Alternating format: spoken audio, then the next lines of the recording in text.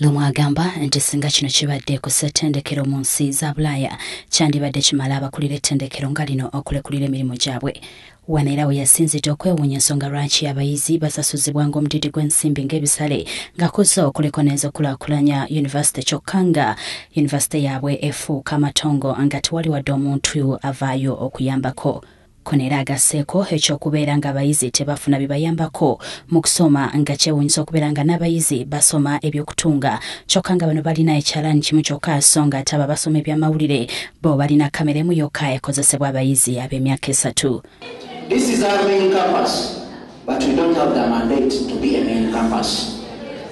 Me, when I'm in this chair, I'm not going to be a new president who just sits in that office. I'm going to be coming back to you and we demand for our things.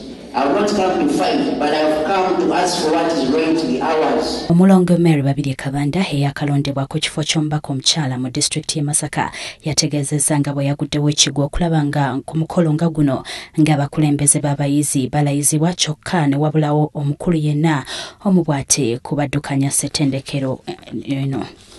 There are many things in this university that are going to change simply because Jesse Lumu has come to be a new president. There are things that I'm not going to tolerate.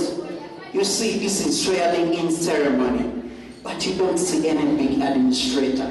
Ono yawadde abaddukanyazi yunivasite amagezi bulijjo okuwulirizanga ebirowoozo by'abayizi kubanga bwe batuukira ku yunivasite babeera bakoze era nga n'ebirowoozo bye balina bizimba. Avunaanyizibwa ku mbeera z'abayizi mu ssettendekero ono e Masaka, Florence Nampija ye yabaddewo ku lw'omumyuka wa Ssenkulu wa yunivasite era yasabidde Lumu ne banne bwe balayiziddwa basobole okutuukiriza ekirooto kyabwe. Uganda Kingdom and those of university with all honesty to the best of my ability. Kyokka yategeezezza ng'abayizi bwe bakutteko bekyamu okuyisaamu okwemulugunya kwabwe naye n'asuubiza nga bwe bagenda okutunuulira mu nsonga ezibaluma basobole okuzeŋŋanga.